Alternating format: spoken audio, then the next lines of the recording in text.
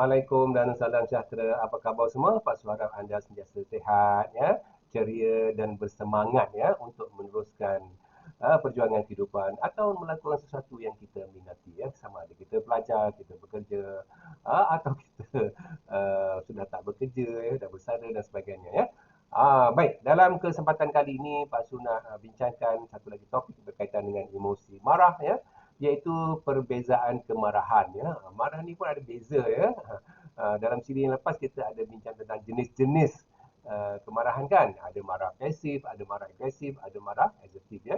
Yang ni kita melihat secara umum. Apa beza di antara kemarahan yang sehat dan kemarahan yang tak sehat ya.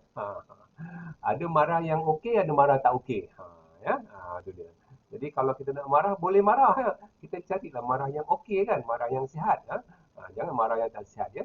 Kita cuba tinjau sepintas lalu apakah dia ciri-ciri kemarahan sihat dan kemarahan yang tak sihat ya. Okey. Baik, jadi kalau kita lihat di sini ya, kalau kemarahan yang sihat ya, yang pertama dia berbentuk asertif. Macam kita bincangkan secara lepas lah ya. Kalau orang itu marah jenis asertif itu adalah marah yang sihat ya. Marah yang sihat ya. Jadi biasanya orang yang asertif ini dia boleh berkomunikasi dengan jelas ya. Kita faham apa yang dia cakap, kita faham apa yang dimaksudkan, kita faham apa dia nak. Sebab komunikasinya jelas ya. Manakala marah yang tak sihat ni biasanya ialah dalam kategori agresif ya. Marah jenis agresif ya. Dan kebiasaannya komunikasi secara tak langsung. Maknanya komunikasi tak jelas ya. Kadang dia cakap dalam bentuk menyindir, bentuk menghina ya, bentuk mengkritik. Jadi kita tak jelas apa motif dia ya. Itu perbezaan. Komunikasi yang tidak langsung, maknanya komunikasi tidak jelas ya. Yang kedua, ciri yang kedua, intonasi suara jelas. Kalau orang tu marah asertif, intonasi suaranya jelas ya, jelas ya. Jadi kita mudah faham ya. Kadang-kadang dia macam tinggi sikit lah, dia tone dia tu tinggi sikit ya. Tapi orang boleh terima ya. Jadi jelas ya. Kalau orang yang agresif ni ya, intonasi suaranya mengancam ya. Mengancam ya, mengugut ya, menghina, mengecam ya. Jadi intonasi suaranya tinggi dan dalam keadaan yang mengancam ya, mengancam psikologi kita, mengancam fizikal kita, mengancam emosi kita, mengancam pemikiran kita. Itu marah yang tak sihat lah ya. Yang ketiga, orang yang kemarahan sihat ni ialah dia menghormati ruang peribadi kita ya. Kita ada self boundary ya. Semua orang ada boundary tu, ada sempadan dia ya. Jadi dia hormat hak-hak kita ya. Dia tak menceroboh ya. Manakala kemarahan yang tak sihat pula, ya, dia tidak menghormati ataupun dia ada kecenderungan untuk menceroboh, ya, menceroboh ruang pribadi seseorang ya.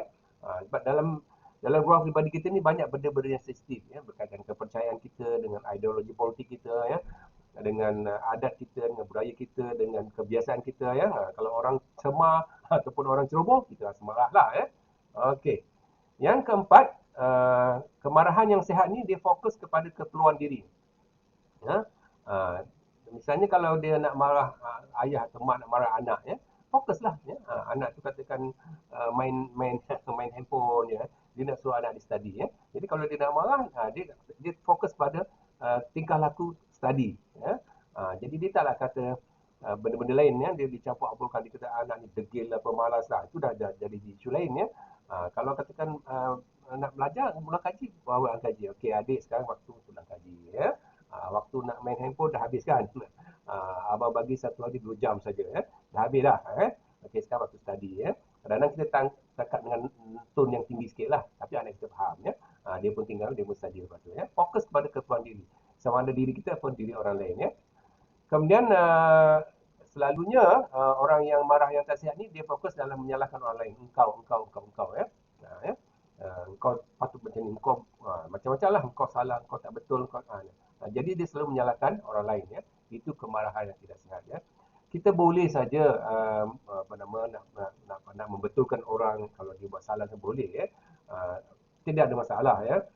Itu boleh dilakukan dengan secara asertif lah ya. Dengan keadaan kita tidak menyentuh sensitiviti dia ya, kita tidak mengecilkan hati dia. Kita marah tapi tak kecilkan hati orang. Itu yang kemarahan sihat lah ya. Okey. Seterusnya bersedia mengakui kesilapan ya. Orang yang assertif ni dia bersedia kadang-kadang silap kita ya. Ya. Mungkin juga orang lain ada silap ya, tapi kadang-kadang punca utama daripada diri kita. So dia mengakui kesilapan dia, mungkin cara dia, teknik dia ya, approach dia tak betul ke ya. Manakala orang kemarahan tak sihat ni dia tidak bersedia mengakui kesilapan. Dia nampak salah orang saja ya. Salah dia tak nampak. Ini kemarahan tak sihat ya. Seterusnya, fikir dahulu sebelum bertindak. Ini orang yang marah sihat ni, sebelum bertindak. Bertindak tu ialah behavior, tingkah laku ya. Sebelum dia dah buat sesuatu kan, katalah dia dah geram dan marah, dia nak hempas fail ini. Hempas fail tu satu tindakan. Sebelum nak hempas, dia fikir dulu. Kalau aku hempas ni apa aku dapat? Eh? Mungkin fail aku koyak. Kalau aku hempas handset ni apa aku dapat? Dia fikir dulu mungkin handset beracun, terpaksa beli handset baru. Jadi dia fikir dulu sebelum bertindak. Maksudnya kat sini dia dapat mengawal atau menggunakan minda rasionalnya secara baik, secara berkesan. Berbeza dengan kemarahan tak sihat dia bertindak tanpa berfikir terlebih dahulu nak baling file, baling je, lepas tu dia baru menyesal dia nak pukul orang, pukul dia, lepas tu dia menyesal dia nak hempas handset dia, handset hempas, lepas tu dia menyesal jadi ketika itu dia menggunakan minda emosional secara total bila kita menggunakan minda emosional secara total, kita akan menafikan peranan minda rasional. Itu yang dia bertindak tanpa berfikir tadi tu dia. Jadi saudara-saudari yang saya hormati sekalian begitulah sedikit panduan umum untuk kita melihat marah yang sihat dan marah yang tak sihat Ah, dalam istilah psikologi ini kita kata marah yang assertif dan marah yang agresif. Jadi bukan tak boleh marah boleh marah tapi kita kena kawal kemarahan kita dan gunakan ciri-ciri kemarahan bentuk sihat tadi okey. Boleh bukan tak boleh marah boleh bukan tak boleh, tapi kawal kemarahan kita dan jaga sensitiviti perasaan orang lain dan lakukannya secara assertif okey. Sehingga kita bertemu lagi dalam kesempatan akan datang. Salam motivasi.